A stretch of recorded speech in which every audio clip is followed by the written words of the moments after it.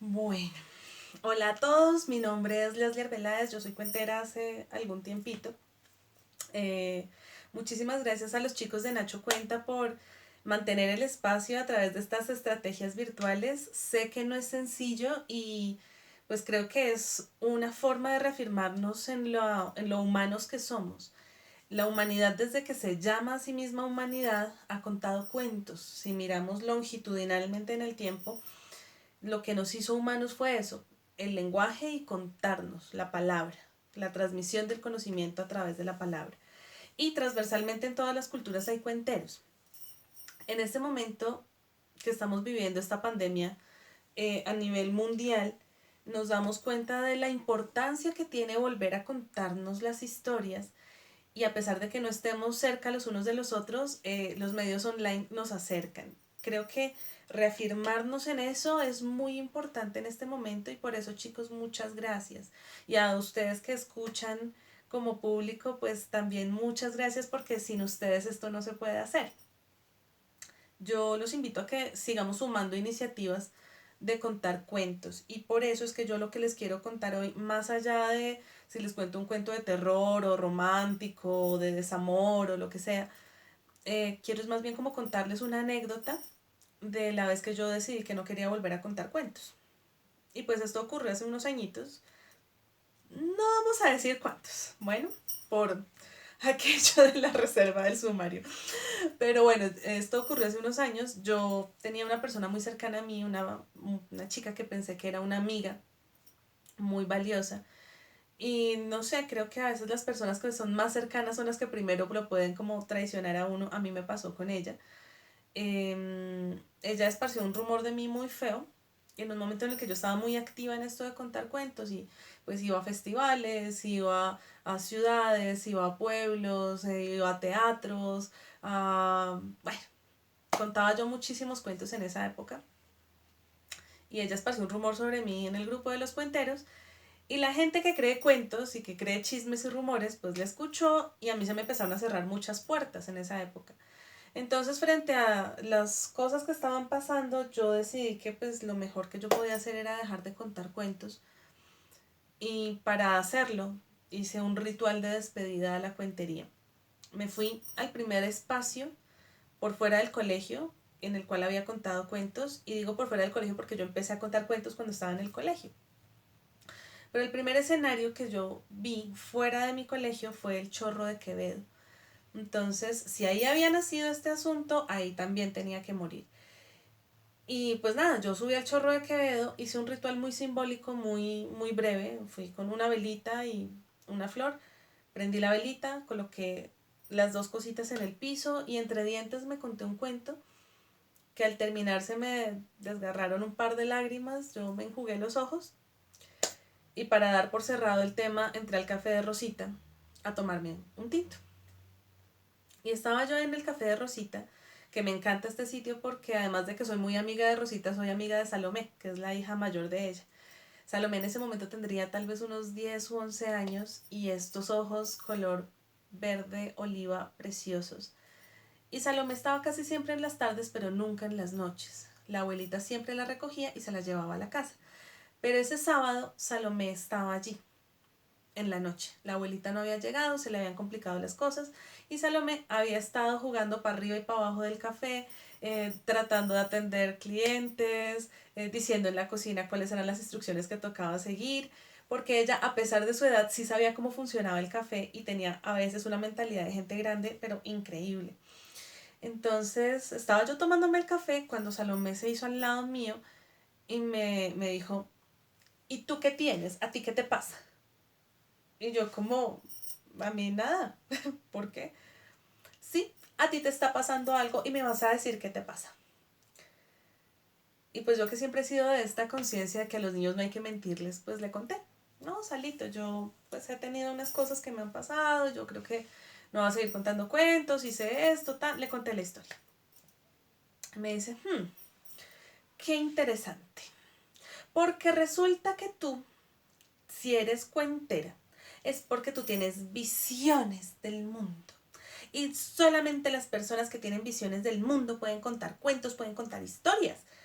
Entonces, si tú dices que vas a dejar de contar cuentos solamente porque una manada de tontos no te quiere dejar, pues me parece que es muy raro porque es que los cuentos deben estar en ti.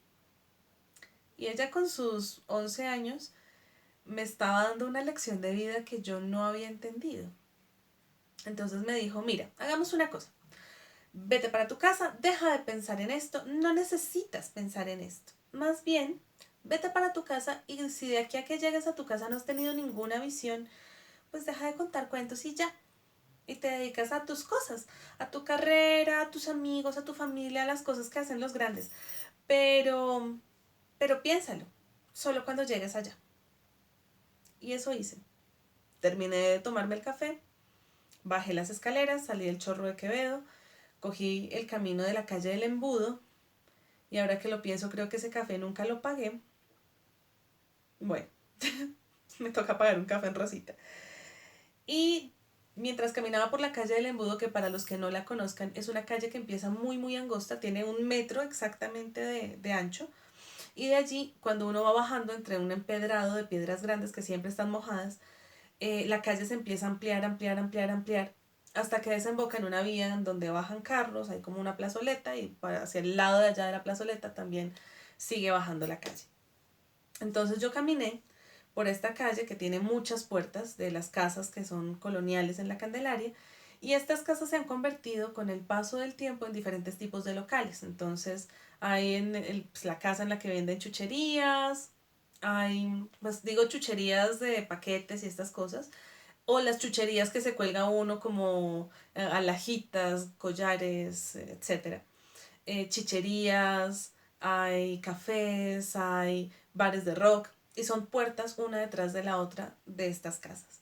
Iba yo caminando, bajando la calle del Embudo, cuando de repente de una de estas casas empieza a sonar una canción de Fito Páez que a mí me gusta mucho. Y yo empecé a seguir el ritmo de la canción, caminando como fijándome dónde pongo los pies para no resbalarme entre las piedras. Y me la empiezo a imaginar sin letra. No sé si ustedes se han imaginado una canción sin letra mientras la están escuchando. Pero para mí era algo en lengua de señas en mi cabeza, algo que decía más o menos esto. Pensar que no dijo nada la mañana que lo vi. Pensar que la amaba tanto a su divina Sisi. Bajé el callejón con calma, mas no pude resistir. Entonces recé por Sasha, por su amada y por mí. Y yo iba ahí como embebecida, embebida en esta canción, cuando de repente terminé de pasar la calle del Embudo, llegué a la plazoleta y lo que me encuentro allí es un corro de más o menos unas 50 personas aglomeradas alrededor de algo y toda la gente se tocaba la cabeza, se tocaba la cara, todo el mundo tenía esta expresión de no podérselo creer, de qué era lo que podía estar pasando. Y pues a voz de chisme y yo siendo colombiana, pues ¿qué hice? Me fui a mirar qué era lo que estaba pasando ahí. Todo el mundo lo vio. Todo el mundo vio como el chico le sacó el cuchillo del centro del pecho a la chica. Y vieron a la chica ahí tendida en el piso con el vestido azul cielito, con los ojos echados hacia atrás blanqueados, la boca abierta tratando de tomar alguna bocanada de aire mientras sus pulmones se llenaban de sangre y al mismo tiempo la profunda incisión en el centro de su pecho dejaba brotar ese color escarlata que tinturaba el vestido y que generaba un charco en la espalda de ella. Ella, inmóvil sin poder creer lo que estaba pasando, sencillamente veía con sus ojos desorbitados la imagen del chico encima de ella con el cuchillo de carnicero en la mano. Y todo el mundo vio como él lanzó el cuchillo al suelo, se miró las manos, tratando de limpiarse, lo que hizo fue esparcir más la sangre y de repente, como si esto lo hubiera despertado de un trance, levantó la mirada y salió corriendo. Y cuando salió corriendo se vino hacia donde yo estaba, me golpeó en el hombro y siguió hacia atrás, hacia la calle del Embudo. Todos nos quedamos con esta expresión de interrogación de ¿y ahora qué hacemos, no?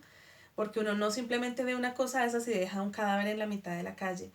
Entonces hubo quien llamó a la policía y muy puntualmente la policía llegó 45 minutos después.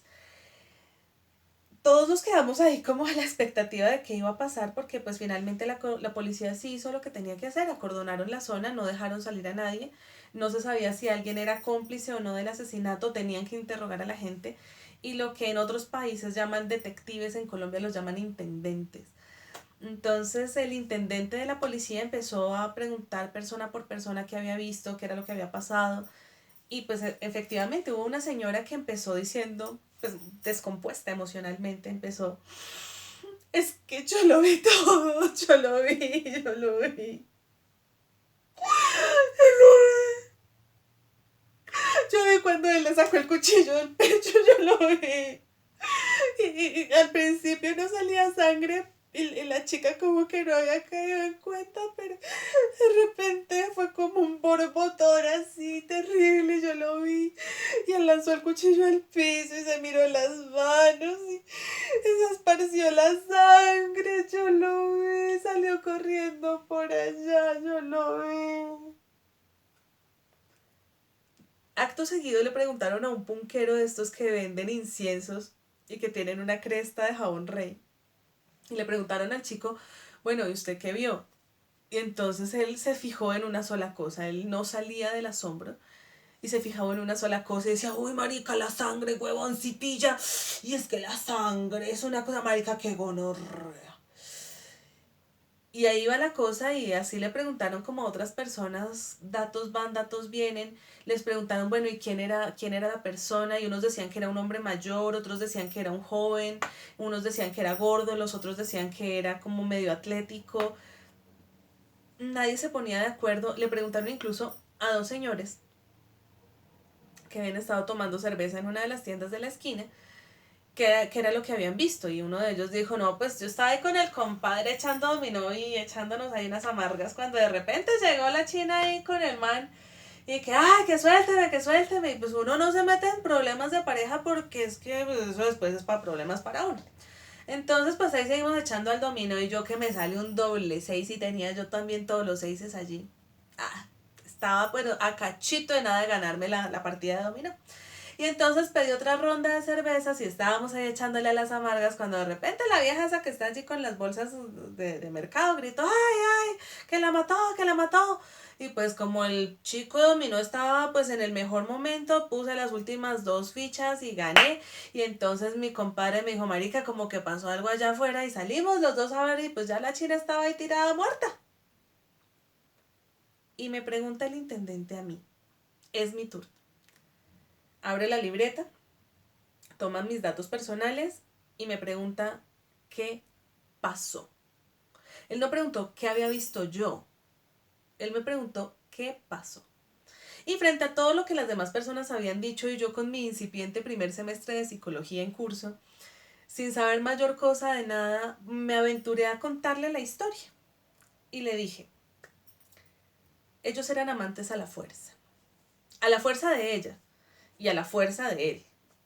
Me refiero a que la mamá de ella trabaja todas las noches y él era el padrastro. Sí es un señor mayor. Es mayor que ella. Pues no es muy mayor, pero sí es mayor que ella. Y él es carnicero. Si usted se fija en el cuchillo que está allí, es un cuchillo de carnicero porque ese cuchillo hace parte de los elementos de trabajo que él utiliza. En las mañanas él trabaja, en las noches trabaja la madre. Pero cuando ella sale a trabajar, la chica se quedaba a expensas del padre. O bueno, padrastro, que sencillamente hacía lo que quería con ella. La tomaba como un bulto de carne, le abría las piernas y le hacía el sexo porque es que hombres como él no hacen el amor, hacen el sexo. Y después de esos 3 o 4 minutos de placer para él, la dejaba tendida en la cama como si fuera un bulto inerte.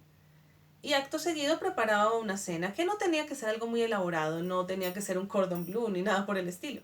Con unas salchichas que picara, con un poco de queso metidas en el horno tostador, era perfecto, con el cuchillo de carnicero. Y ella, ya cansada de esta situación, habló en algún momento con alguna amiga por teléfono y le dijo que no lo iba a tolerar más. Que en el momento menos pensado ella se iba a ir de la casa y él no lo iba a permitir. Así que tomó el cuchillo de carnicero y lo metió en la pretina de su pantalón en la parte de atrás todos los días, esperando el momento justo para usarlo. Hoy, cuando llegó de trabajar, sábado, antes del siguiente día, que es domingo y demás, ella le dijo que no. Su mamá salió a trabajar como todas las noches, pero ella le dijo que no lo iba a tolerar más, que la soltara, que la dejara, y pensando que tal vez en la calle encontraría el apoyo y la solidaridad de la gente, salió gritando que no, que la soltara, y él tratando de agarrarla de la mano, tratando de agarrarla del cabello, hasta que finalmente en este espacio que usted ve aquí, con gente pasando, con señoras con canastos, con señoras con bolsas, con amigos punqueros, con gente que toma cerveza, con la gente que sale bajando triste del Chorro de Quevedo, pues él no superó en el momento la negativa absoluta de ella y ella le gritó que no más, que déjeme. Y al verse así, sacó el cuchillo de carnicero que tenía en la pretina del pantalón y se lo clavó en el centro del pecho, con la misma fuerza con la que le hacía el sexo, porque hombres como él no hacen el amor, hacen el sexo. Y al darse cuenta de lo que había hecho, vio cayendo ese cuerpo. Silencio. Lo único que pasa en la cabeza de una persona cuando una cosa de esas ocurre es silencio. Soltó el cuchillo y se devolvió al mismo apartapieza en el que han vivido él, su esposa y la chica. Seguramente está con otro cuchillo, tal vez no de carnicero, ahora picando salchichas, echándoles queso y metiéndolas en el horno tostador. Pero esto no pasó impávido a todo el mundo. Un chico que bajaba de la universidad vio la situación y tratando de hacer más hizo menos. Sacó el cuchillo del centro del pecho de ella, los tiró a la calle al darse cuenta de lo que había pasado y sabiendo hacia dónde había cogido el asesino, fue en busca de él. Si ustedes caminan por las calles, encontrarán a un chico con las manos pintadas de sangre, pero él no es el asesino. Y el intendente que estaba anotando lo que yo le iba diciendo, pues bueno, anotó hasta una cierta parte y después me dijo, ¿usted conocía a la chica? No, no señor policía, yo no la conocía. ¿Conoce al señor? No señor. Bueno, entonces conoce a la mamá de la chica. No. ¿Es amiga o conocida de la persona que sacó el cuchillo? No señor. Entonces piérdase. Mire niña, piérdase. Si no quiere que la llevemos a la estación de los Andes, donde hace unos 27 años le hicimos algo a una niña, no se gane que se lo hagamos también a usted. Y pues a la voz de semejantes palabras tan amorosas y tiernas, pues yo lo que hice fue dar media vuelta y seguir mi camino. Yo seguí bajando por la calle que conecta con la calle del Embudo, por la que siguen bajando los carros, cogí la carrera tercera, atravesé el Parque del Periodista y llegué a la calle 19. Allí era donde yo esperaba mi bus para irme a la casa. Y empecé a llorar porque me parecía un absurdo estar pensando que para mí el drama terrible era si yo seguía contando cuentos o no, si yo me perdía como cuentera, cuando lo que acababa de ver era la pérdida de una vida, lo que se llama un feminicidio. El hecho de no ver a la otra como un ser humano, sino como una cosa que debe estar al servicio de.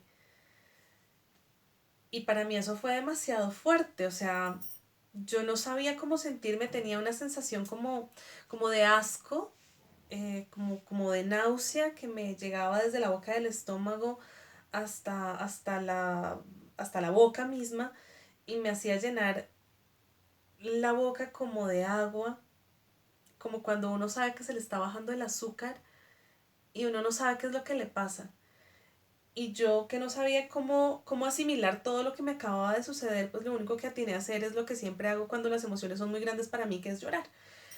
Y yo lloré y me empecé a sentir como las lágrimas empezaban a caer por mi rostro, pero ni siquiera era este sollozo que uno se ahoga y que se asfixia, sino que las lágrimas caían y caían y caían y yo no lo podía detener. Y de repente, como casi nunca pasa en la noche, porque en Bogotá no llueve tanto de noche, principalmente llueve en la tarde, pero ocurrió. Empezó a caer un goterón enorme así, plaf, y otro goterón enorme al lado, plaf, y otro goterón enorme al lado, plaf. Y estas gotas cuando caen así, como si se estrellaran con fuerza, con rabia sobre el pavimento, es el momento en el que uno sabe que se va a descuajar el cielo.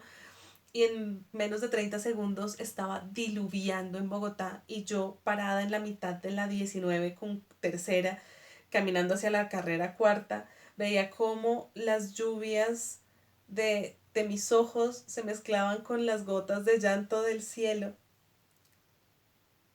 y no supe qué hacer. O sea, pensé, pues me puedo ir caminando y me arriesgo que también pues me maten, me roben y me violen en ese orden.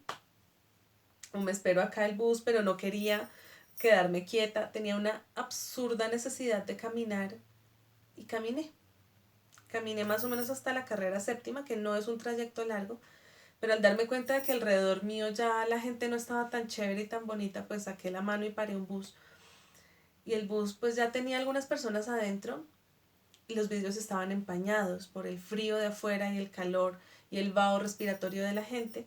Entonces yo me subí y me hice en lo que en esa época se llamaba el puesto de la llanta, que es donde está la llanta del bus y hace una protuberancia dentro del bus. Entonces uno cuando se sienta allí, las piernas quedan resumidas a hacer un par de bultos enfrente del pecho de uno y las rodillas le quedan en la boca. Yo pues nada, me senté en el puesto de la llanta y me fui llorando. Me bajé en la 19:30 y caminé las 3 cuadras que son de allá hasta acá. Cuando entré, mi mamá, contrario al regaño de siempre de usted porque está llegando tarde y ahora mire cómo viene, se dio cuenta que yo no estaba bien y no me dijo nada. Simplemente me dejó llegar hasta acá, hasta esta, que era mi habitación en ese momento y que hoy en día ha vuelto a ser mi habitación. Yo me quité la ropa y la eché en esa esquina, que es donde está el tarrito de la ropa sucia. Entonces me quité la ropa mojada, la eché allí y sin pijama ni nada me metí en la cama.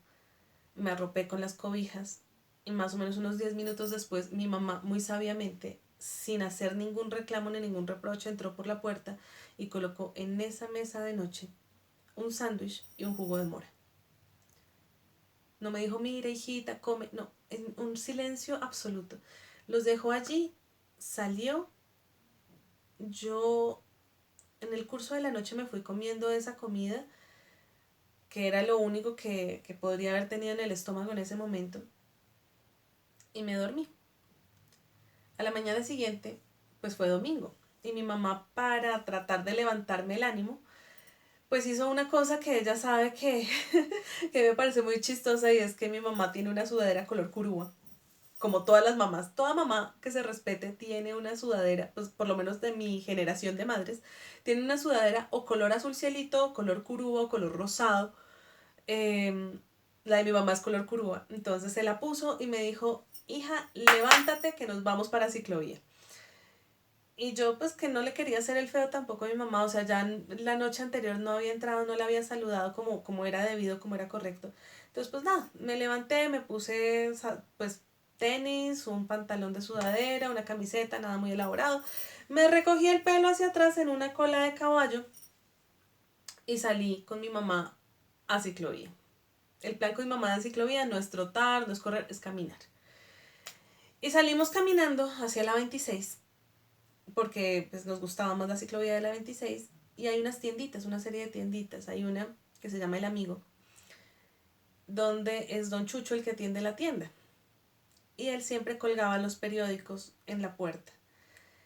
El Tiempo del Domingo, El Espectador, El Espacio, cómprelo antes de que se coagule. Y siempre en El Espacio hay una cosa que ocurría, y es que siempre había como una modelito porno, así toda sensual. Ahí estaba mi foto, al lado de la modelo porno estaba mi foto de la noche anterior tomada en el Chorro de Quevedo hablando con el intendente. Y el titular decía, misterioso asesinato en el Chorro de Quevedo. Joven vidente descubre el misterio. ¿Mm? Y estaba mi foto.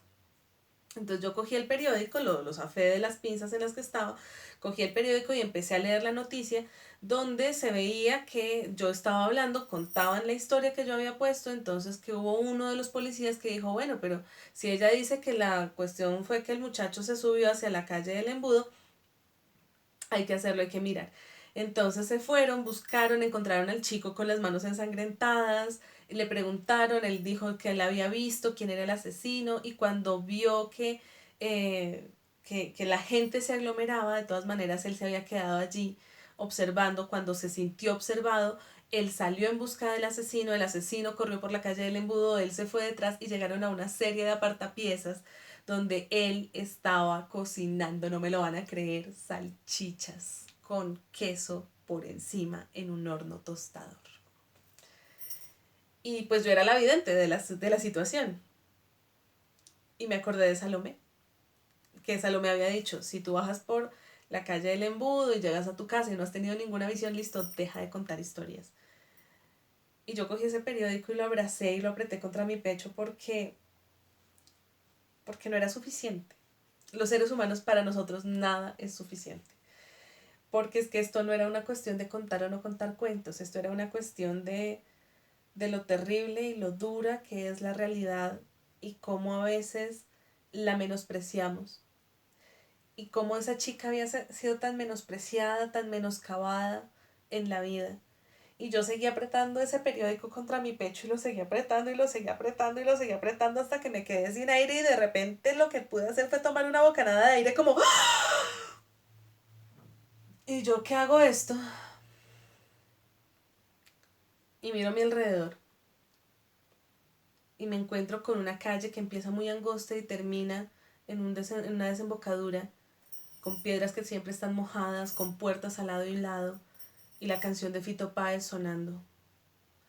Y no dejó que nunca más sufriera, sí murió de hambre y vanidad.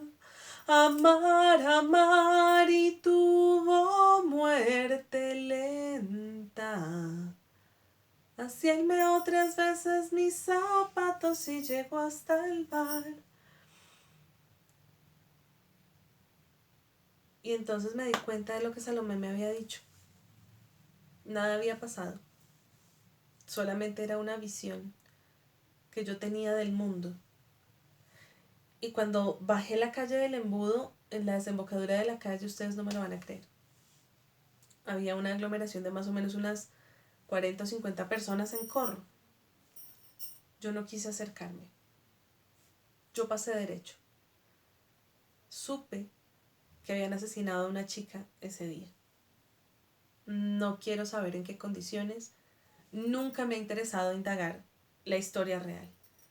Pero lo que sí sé es que contar cuentos nos hace humanos, que no debemos perderlo. Que si yo tuve esa visión ese día, y eso fue lo que me impulsó a seguir contando cuentos, y por eso es que estoy acá contándoles esto, es porque los cuentos deben sensibilizarnos y volvernos, como les digo, más humanos. Y que sepan que contar cuentos es un don, el don de tener visiones. Escuchar cuentos es hacer que esas visiones se transmitan, porque es que las visiones son el don de ver lo que otros apenas sueñan. Muchas gracias.